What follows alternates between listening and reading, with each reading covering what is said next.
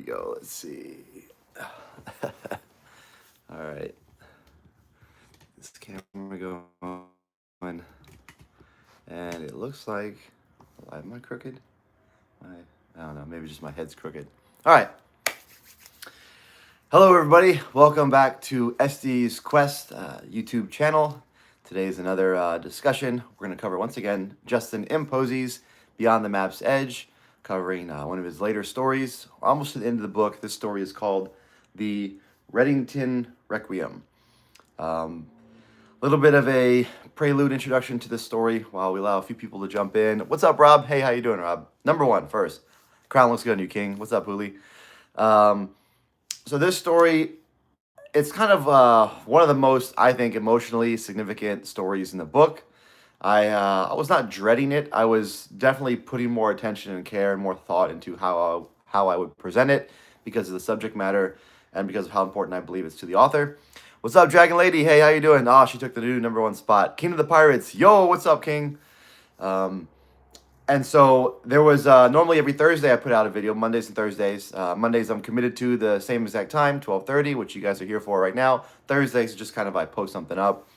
I started to record this chapter on Thursday and it just didn't feel right. It just felt off. So I scrapped it. And so, we're going today and, I didn't want to postpone it again. It's already been, almost a week delay. So we're going to cover it. I still in my mind, I'm not sure. There's a lot of avenues. There's a lot of thought. I would say this story is one of the most talked about stories in the book.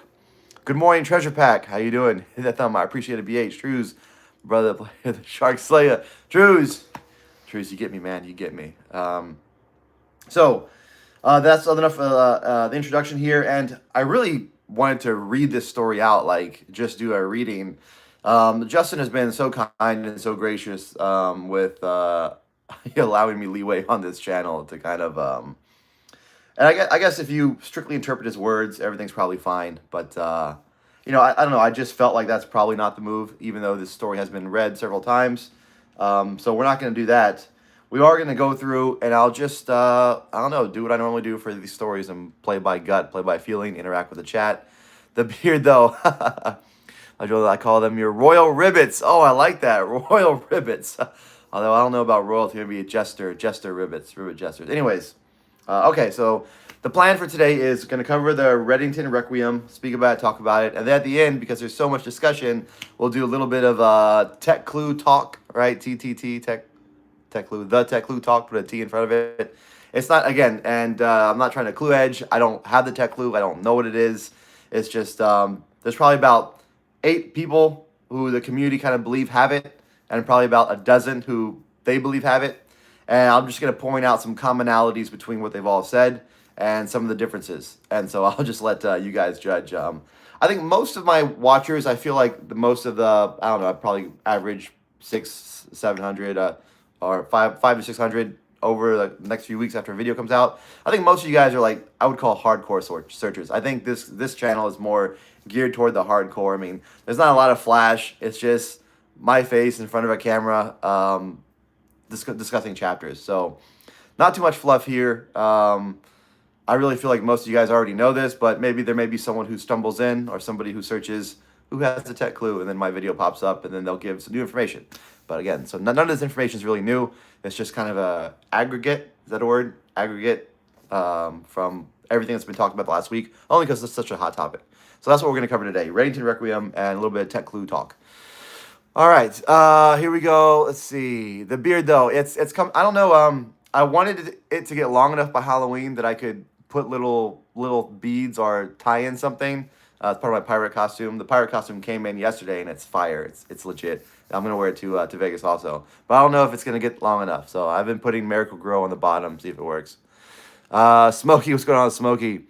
Shout out to Smokey, man. Smokey, I like Smokey because not only is he dedicated, but he's also, he's smart and wise. I'll say the word wise. That faced some possibly could be some treacherous weather conditions and made the right choice. So came home to his family. So that's good, man. We don't want to push the envelope too much.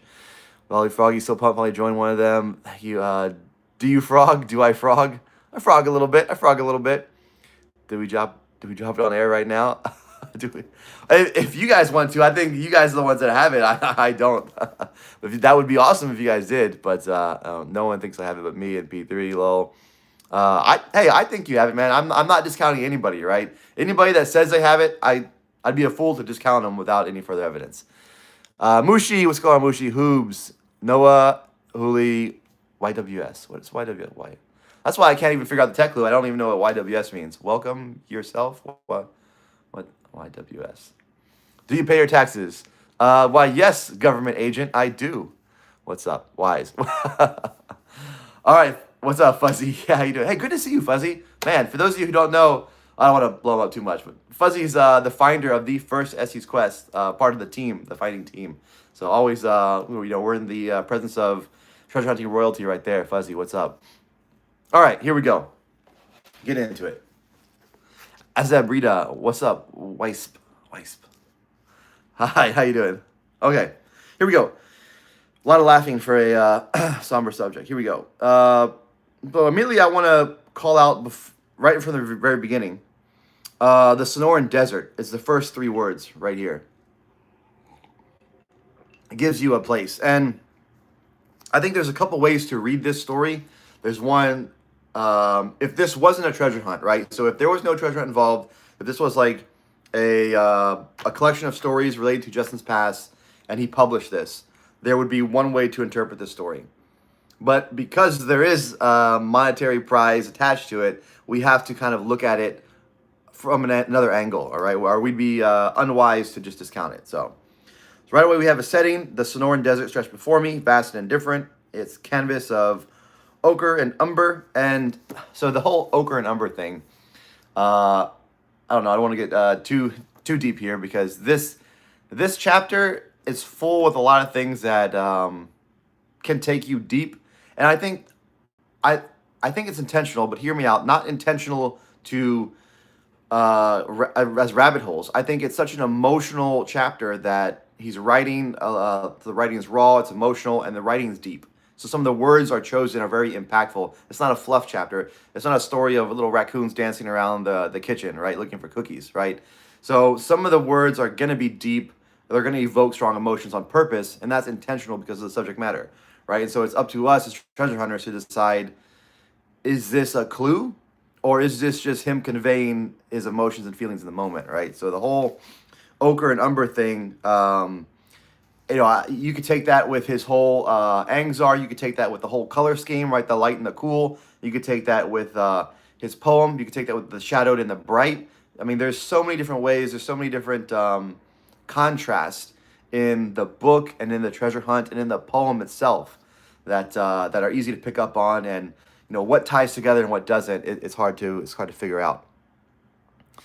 I say, and soon to find countdown treasure. Oh, countdown treasure. Oh, Fuzzy, let's go. Let's double or triple it up. Ferguson's the best though. I appreciate it, and I really want to do another one. But it's just there's just so many hunts out there. I mean, just from a creator's side, from a little bit of my own pride, I want a little bit of attention on it. So I'm probably just gonna, until the hunt community quiets down, till one of these big ones are found, I'll probably take a little bit of a pause. Rob Zeal, you guys are killing me with all these acronyms. All fire up. What's going on, Pharaoh? That refers to a burnt area. Okay, here we go. And that could be something right there.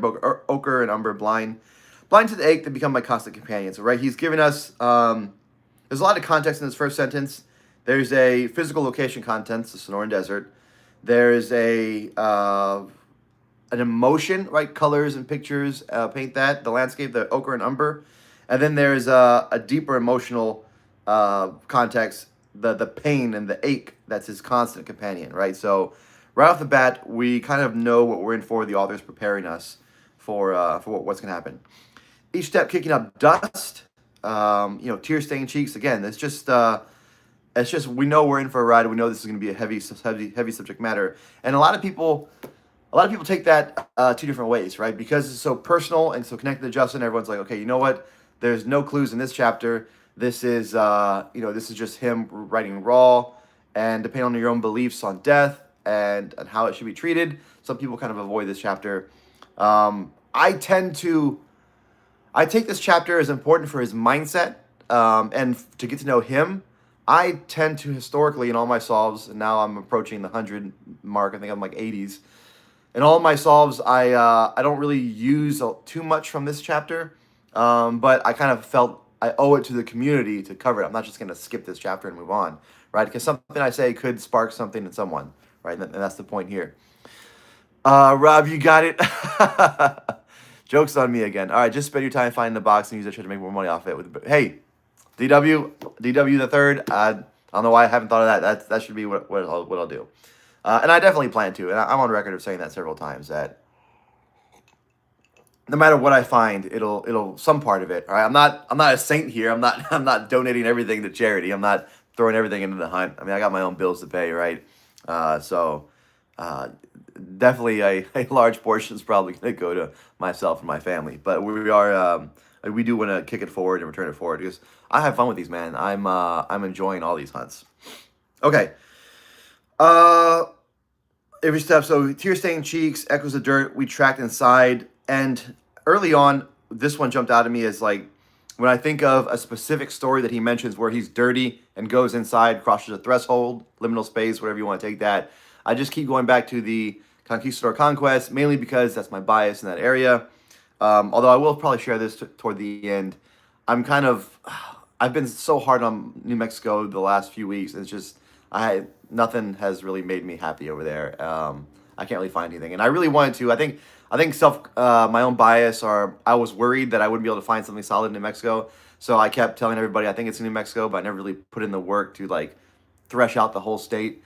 And now that I've really done that, I'm just so disappointed that I've got a couple of good places, but nothing really solid connects in New Mexico. I don't know why I want it to be so bad in New Mexico, but we'll cover that toward the end.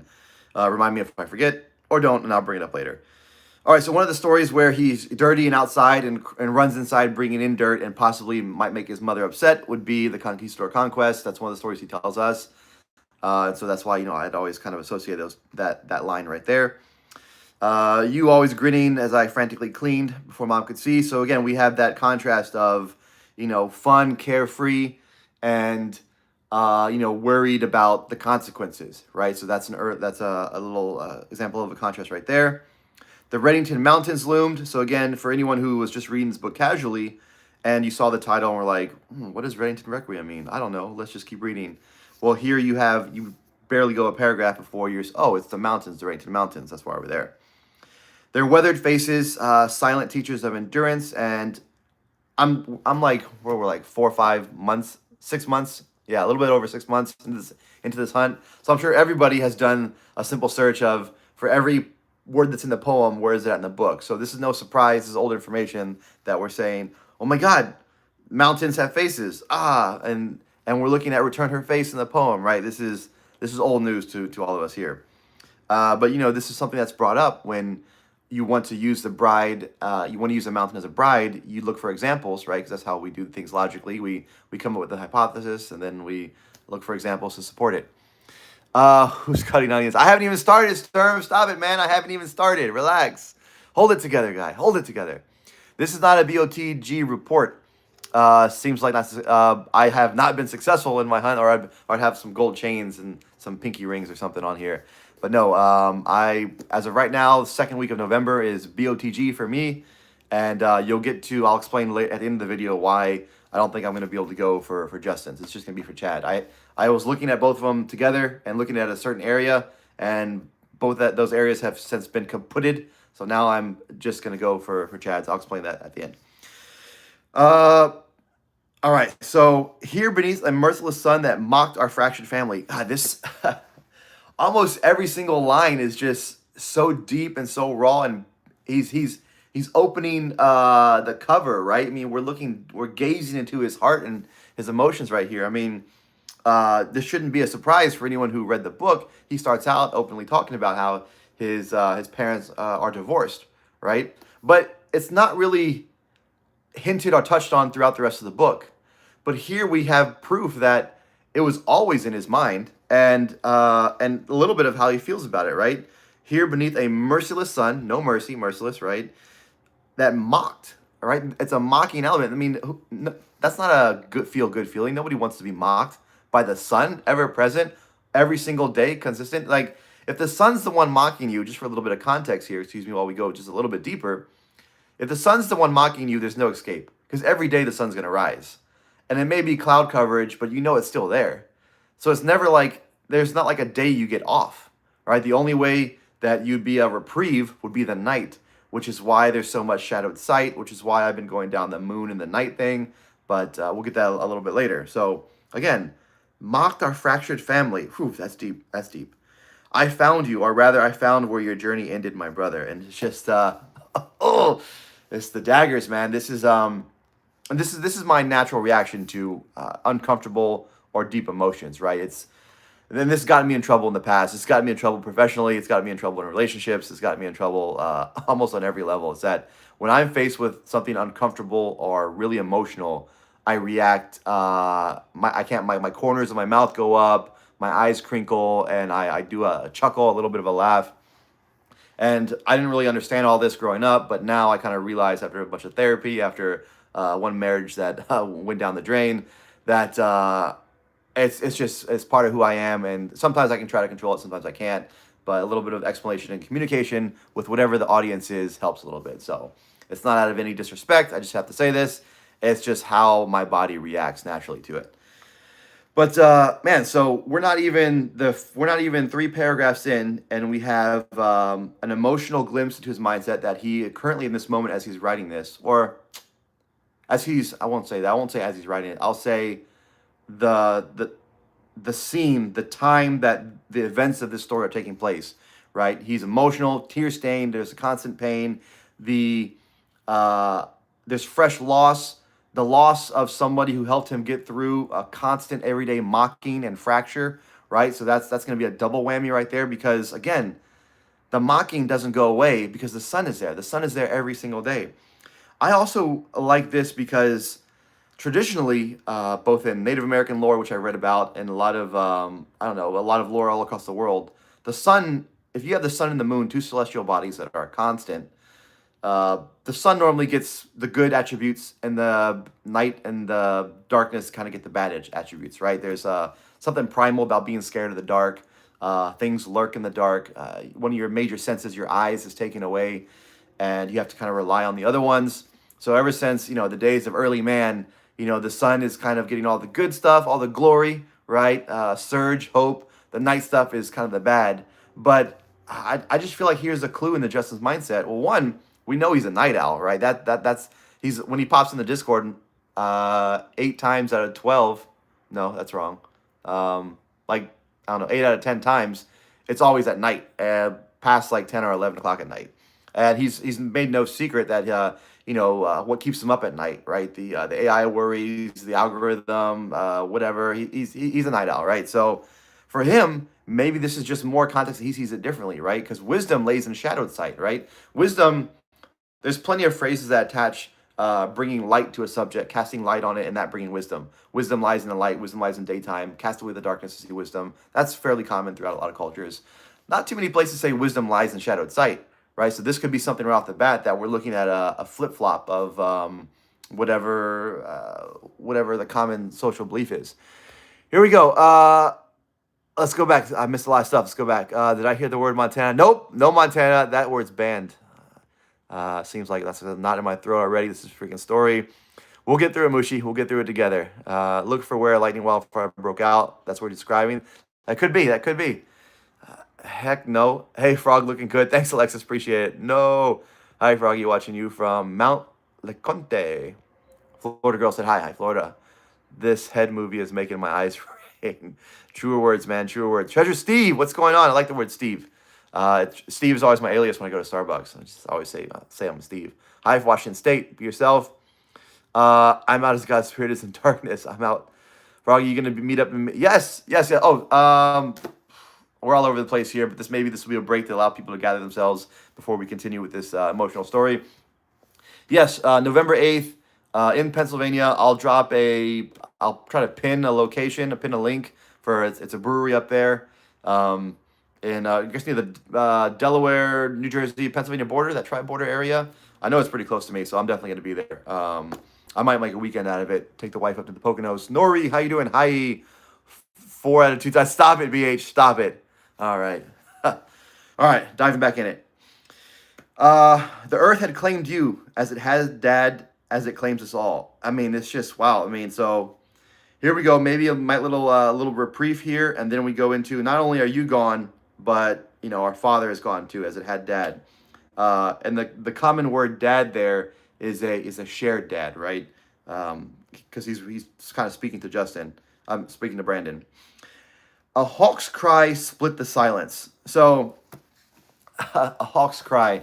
So this one, I thought I was really confident about Arizona, Prescott. Sorry, I've been coaching how to say that right, Prescott, because there was a peregrine falcon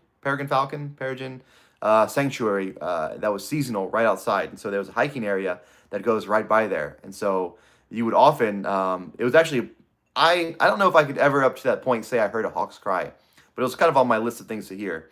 And we actually did the last day we went out there. We were actually able to hear them. We saw them throughout several times, right? It's kind of cool. You'd see them in the distance circling, riding a thermal or riding whatever, the updrafts, low energy flight. And then if they saw you, they kind of would expand their loop to kind of get a little bit closer eye on you. And just a constant motion. Then they would kind of go back to wherever their original spot was. And so we stood for a while. Me and my dad observing them. And we hadn't heard them all the first day, and the second day we didn't hear them. And I'm like Googling, how do you make a hawk cry? Just because I wanted to hear what they sounded like. And we finally heard like a screech from one of them. Peregrine. Thank you, Peregrine. Yeah, so it was, again, we didn't find any gold there. So I kind of crossed it off the list, but it's a beautiful area. The hiking's not too bad. We did one of the coolest things was we saw a rock formation that looked like a hand stretching up into the sky. So it's there's a lot of numbered trails, no 42s. It actually like skipped one. It was like 39 and then like went to like 47. I'm like, where's 42? But that's a really cool area. It's the Granite Wilderness area outside of Prescott, Arizona, and there's a nice little like falcon sanctuary. So let's get into it. A hawk's cry, but this ties into our senses that whenever you're at your hunt location, you want to have all your senses open, your eyes, your ears, smell. Are you smelling juniper? Are you smelling pine? Right? And that's one of the things that kind of, I don't know if I would say the desert has a smell. We flew into Phoenix, and so we did stop around outside of Phoenix, and that is very, I imagine, very close to what you saw at Tucson, like the mountains in the distance, very dry, very sandy. Those beautiful saguaros everywhere. But not a lot of places to hide something. Not a lot of, I don't know if I'd associate a smell with that area. But it's important to listen, look, see while you're out there. I remembered how you spot them on our first hike. So this is important. Again, he's speaking to Brandon. And Brandon, we know, has a connection to animals that Justin says right early on. Brandon's the one that can speak with them. Brandon's the one that has a connection. He understands them. So we have right there that he's admitting Brandon is the one that spots the hawks, right? So in my mind, I don't know if I put this down as a solid, but if you're near a search area and there's some kind of hawk element nearby, I would kind of like that'd be a pretty positive thing for me. And again, I don't believe I should have led with this. I don't believe that the area he's describing is where the treasure's at, right? I don't think it's in the Sonoran Desert, or maybe on the outskirts. Anyways, my fingers found the cold metal of your pistol. So this, again, we start heavy. I look at this story as very up and down. We start heavy, and I should have looked to see if I can say that word on YouTube. I don't know. Oops. We start heavy, and then we get a little bit of description, a little bit of emotion, a little bit of positive, right? We get a little bit of nature, a little bit of soaring hope, right? I tend to think that anything that flies, there's a little bit of hope assigned to them because they're up in the air. They do one of the few things that humans can't do, at least without machine assistance, is they fly. We're always looking up at them. And then right back down to earth, the cold metal of the earth, right? Not my wife does, Chewy, a few times, depending on how I behave. But right there, my fingers found the cold metal of your. Again, I don't know if I can say that. The cold metal of your, pew pew. And I fought the urge to scream into the universe's void. how many times had I missed your pain wrapped too tightly in my role as eldest? Again, if we had commercial breaks, that'd be a one to go for.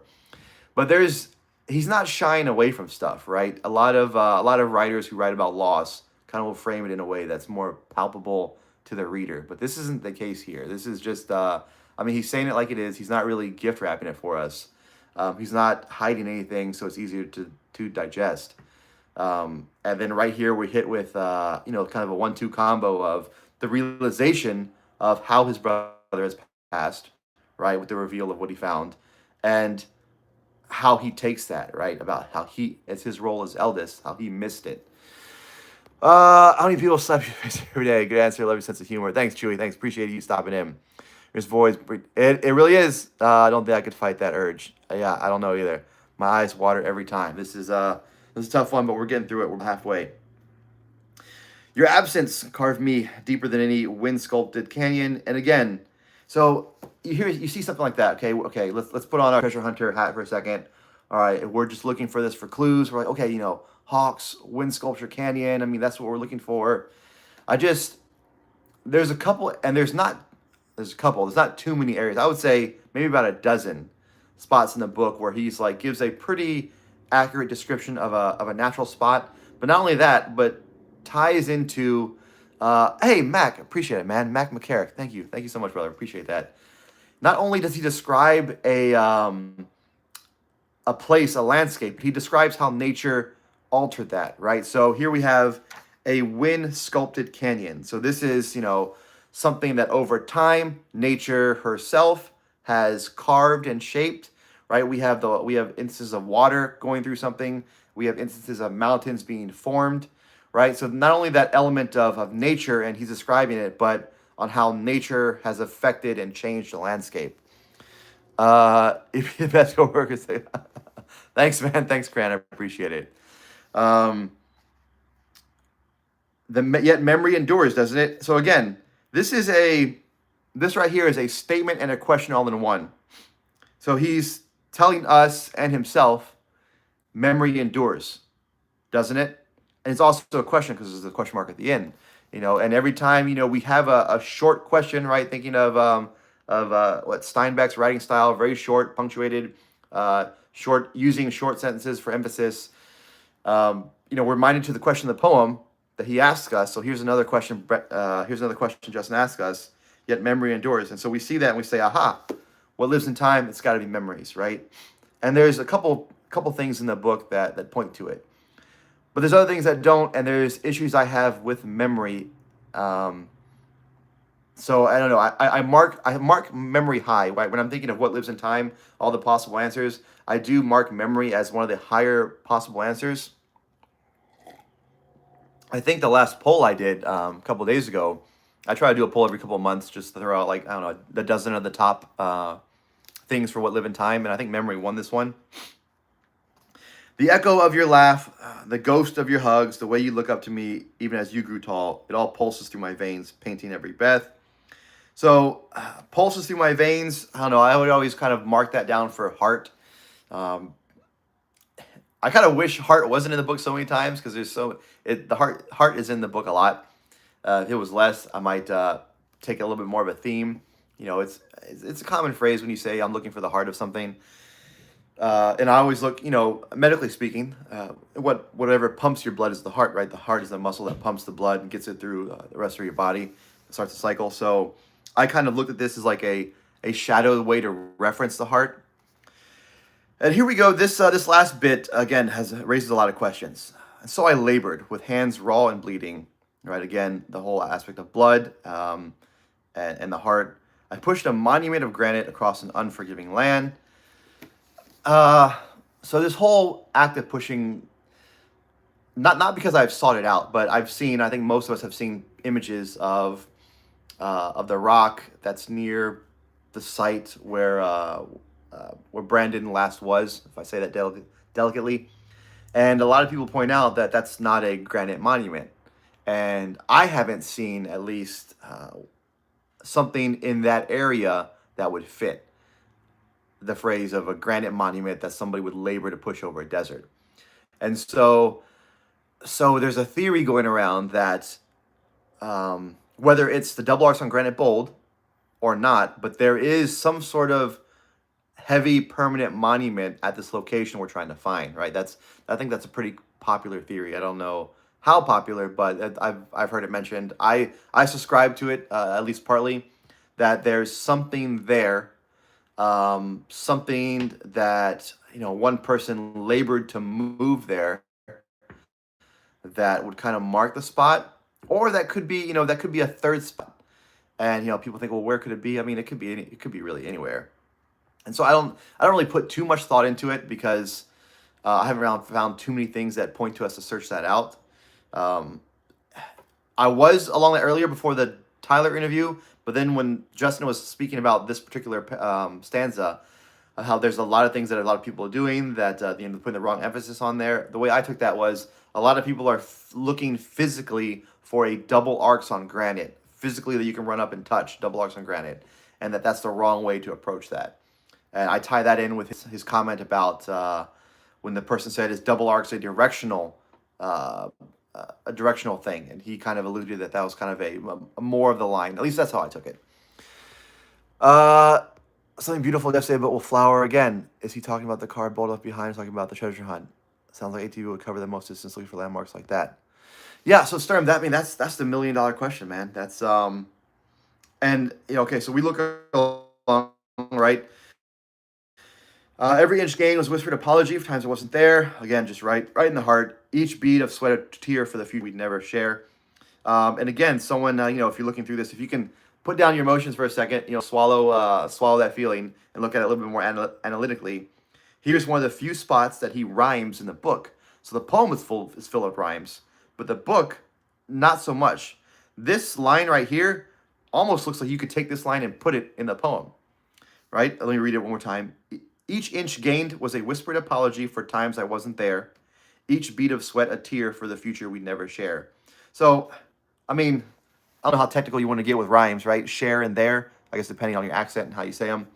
The only clue that this really wouldn't fit is by the amount of syllables, right? Most of his syllables in the poem range from 6 to 9, with 7 being the most common. And here we have, each inch gained was a whispered apology for times I wasn't there. I lost count. I don't know. That's really high, like 18 or something.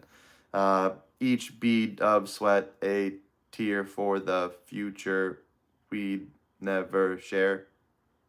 14. Still pretty high, right? The boulder crept forward, achingly slow. My muscles screamed. Again, muscles and aches, blood pouring through lactic acid. That's just, I don't know, my analytical mind pointed that out. But the pain was a blessing, a shield against the hollow in my chest.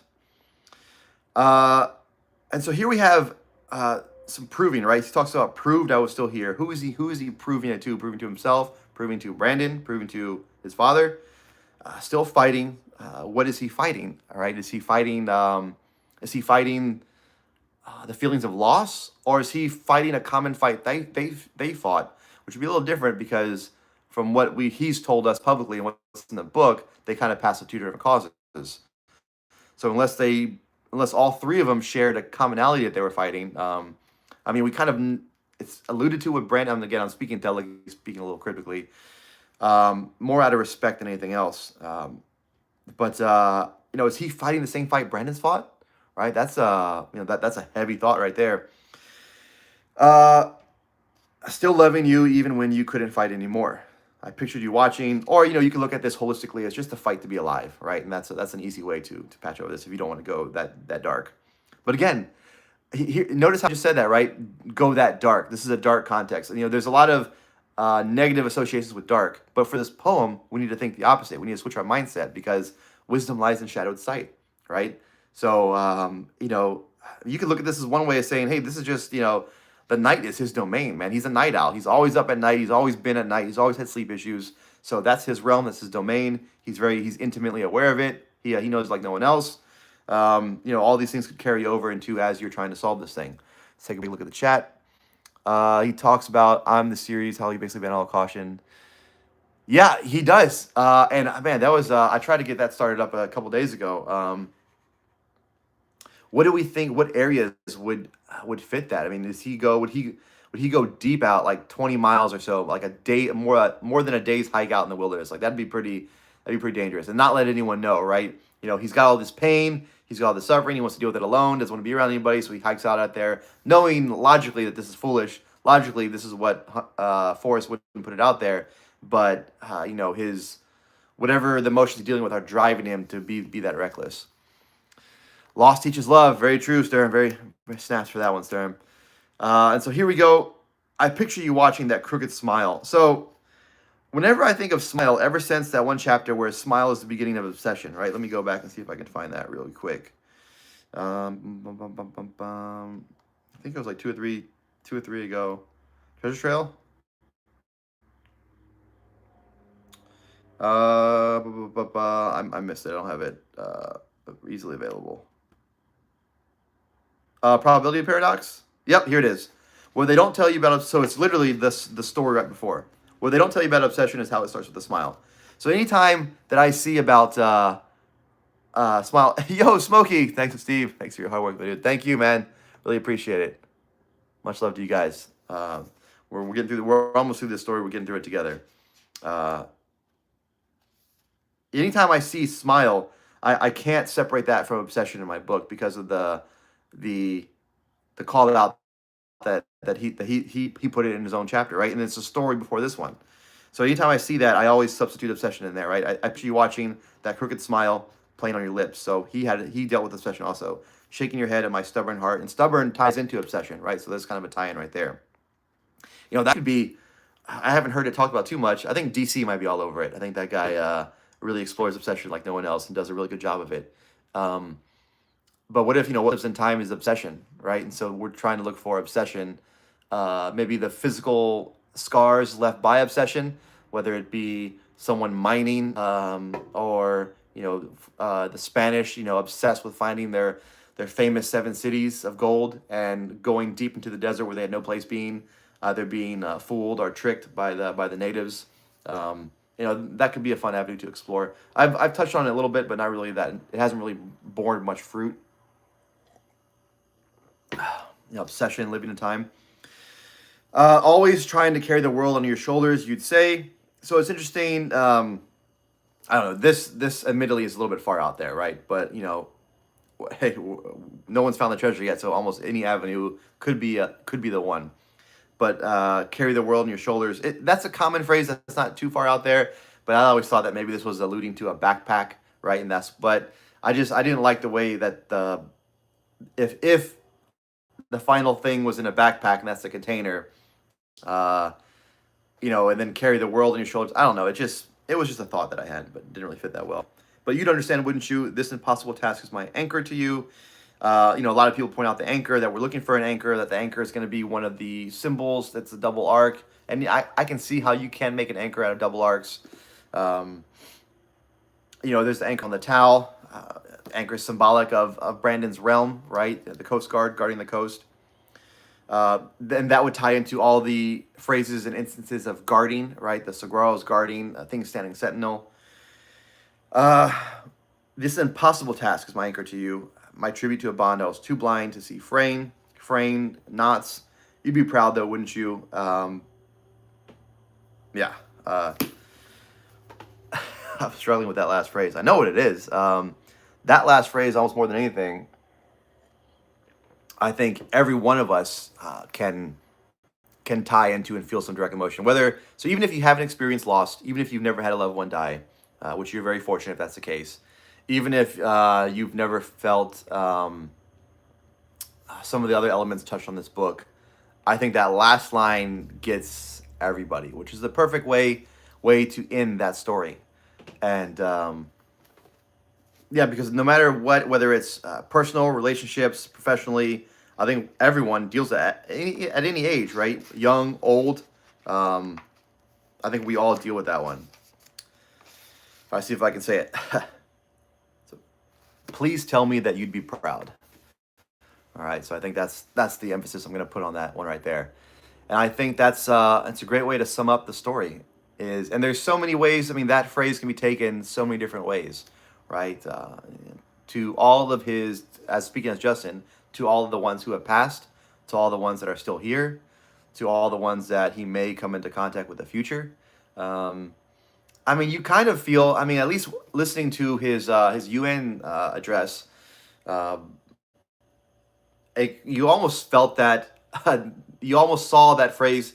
Taking on the burdens of the world, or shouldering the world, putting the world on his shoulders. You almost saw that in action right there. I mean, what he was claiming to do was for the betterment of all mankind, right? And I know the president of that session, or the ambassador for that committee, Science and Technologies, had a really strong cause. He wanted to support the what they call that, the global South, I guess is the new way to say it. I grew up calling it the third world, but the global South is what they're calling it now. And so that was most things that were addressed in that conference were kind of leaning toward helping that out. Call. Thanks for your thoughts on this chapter. Some gold nuggets in there for sure. Hey, appreciate it, Rose. Much love to Rose. We always appreciate Rose in there. CC. Thank you very much. Have you touched the idea of what lives in time? Find what lives in time before it's too late. No, Fortune Foundry. I haven't thought of there being a time limit. I like that. Can you find what lives in time? Because I guess. So we're gonna get, man. This is really deep. But the concept of time for time to be true, does it have to have a start and end? Will time have an end? Well, I mean, I guess theoretically, right? Everything with energy is always decaying, so there will be what they call that, a heat death of the universe. So is that the end of time? But maybe if we're bringing it a little bit more back to reality, is there a time limit on this hunt? Is that what you're getting at, or are you thinking more seasonally, that you have to find what lives in time before this point in every season? Is that one way to look at it there? Fortune Foundry. Thanks again, Rose. Call. So. Those are my thoughts. Mushi, thank you. Oh, guys, really appreciate it. That's a lot of coffee for Steve for these couple days. Mushi, appreciate it. Yeah, so those are my thoughts on that story, and I think it's really important to understand the man, to understand the creator, right? That's what we're trying to do. I don't know if I take any lines from it still at this point in the stage and directly apply them. The bird thing I really like. I mean, and that could be vague enough, right? I mean, hawks, if you look at we don't know what kind of hawk. He didn't specifically call out a golden hawk, or, a peregrine, or something else. So we don't really, but hawks, I mean, are all over the American West, so that could be a lot of different places. Although I guess you could get a little bit more into elevation, right? Don't a lot of hawks prefer a certain kind of elevation, certain trees to be around? So you could look for a forest, I guess. That might be something. But I really think the forests are in play anyways, with all the juniper and the ponderosa and the spruces and pines mentioned in the book. Hello from Gainesville, Virginia. What's going on? Yeah, Virginia's close by. We like Virginia. What's going on, Sean? We have I call this out because you're East Coast. I know it's Virginia. That there is a East Coast meetup November 8th. And I'll have more information in the description and in the comments pinned for this story. No, so this is a treasure hunt talking about a different kind of, so not a spiritual treasure, but a tangible, actual gold coins in your hand, beyond the map's edge treasure hunt that's going on, Mr. Albert. Hurricane season is still ongoing. Got to watch out for those hurricanes. But yeah, so we're wrapping up the thoughts for that the Redington Requiem, and now we're gonna do a little bit of tech clue talk. So sometimes I'm good with the transitions, sometimes I'm not. Hey, Froggy. Hey, Jeep Girl Jody, how you doing? I mean, like, okay. Okay. So experience with his brother. So what lives in time? Let me go back to your comment from earlier. Have you touched on the idea of what lives in time? Find what lives before it's too late. Oh, okay. All right. So kind of enjoy what you have before it's too late, right? If you're talking about that, the positives that you have with your brother, which I think is a good message. And I think that message is reinforced with the stories about his grandmother, where he touches upon his own kind of mental decline, the possibility of it. Not saying it's experiencing, but just the possibility of it, not probability. I think that is a theme repeated throughout the book of enjoying what you have, while you have it. Yes, we're all still trying to get them. Just go there. What chapter are you talking about? We're talking about the Redington Requiem, and we just finished up. So I apologize, Hairless Cactus, a little bit late to this party. I was right at the same CrossFit. But we're talking, now we're going to switch to the tech clue, all right? So I consider this hasn't been shared privately. This has been shared publicly on a couple different channels and a couple different servers. I think one of the most common things, there's probably about 8 people. There's probably 8 people in the Discord community that a lot of people think have it, and there's probably about 12 people that think they have it. And all of them have found confirmers that reinforce their belief that they're right. One commonality that I will say that at least 6 out of these mythical 12 have is that steganography or stenography is somehow in play there. And that makes sense to me because Justin kind of drops a little teaser in his, X post, where he did that Happy New Year, Merry Christmas thing, where you had to look at the words, you had to look at them just right, tilt the screen a little bit. I'm trying to think if there's any other examples of that Justin has put out. If I'm missing one, you guys can post it there. So yeah, so that's one thing I think is common. And again, they're divided. Some people say it's definitely the music. They found it's confirmed. Some people say the music points to it. So, and some people say the music has nothing to do with it. There's been a lot of talks about ASCII. Same thing. Some people say the ASCII is definitely it. Some people say that it points to it, and some people say that's not it. So, in my list of where it could possibly be, it's still kind of all up in the air. There's not even agreement on the poem, right? Some people say that it's in the poem. Some people say it's not in the poem. So just that's the only thing. That's why I didn't try to clue edge you guys in the beginning that this is not going to be groundbreaking. I think most people are already on this thread. But for those of us who lived under a rock, or if you're just now cluing into the hunt, there you have it. Steganography, stenography somehow plays in a role at some point to the tech clue.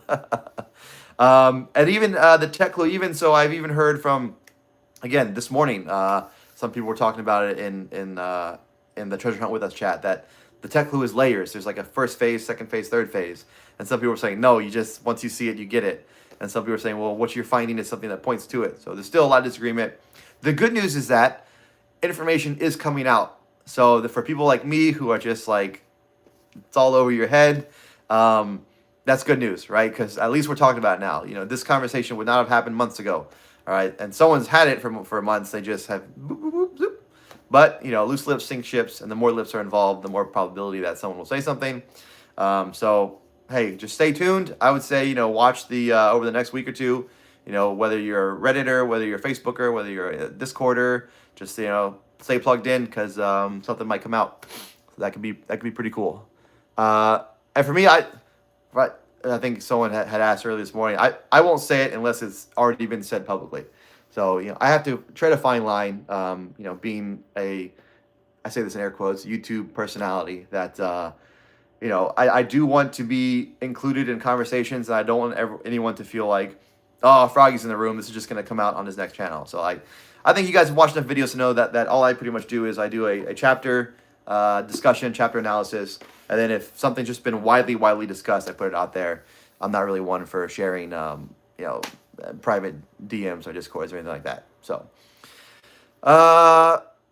let's see what we got here. Rose, I don't have poop. Yeah, I don't have it either. Is anyone assuming the tech clues confirmed just saw it's deleted? Hold on, let me read this again. Is everyone assuming that the tech clue comment Justin saw was deleted, or was this confirmed? Oh, the first one, MS, the very first one. I had been assuming that, but lately some of the people who have been discovering the tech clue and said they have it, some of them have said that they were able to get there from stuff still up. So now it's stuff, MS, it might still be in play. There might still be a breadcrumbs or a trail to lead you down. It's not in the poem, song, or even the book. Breen. All right, so there you go. Mark that down, guys. Message retracted. Oh, what'd you put, Rose? Sneaky. Background noise. The tech clue is a circle. You come back around it to the very beginning. Fingerprint. I trust you, Frogert. Mostly.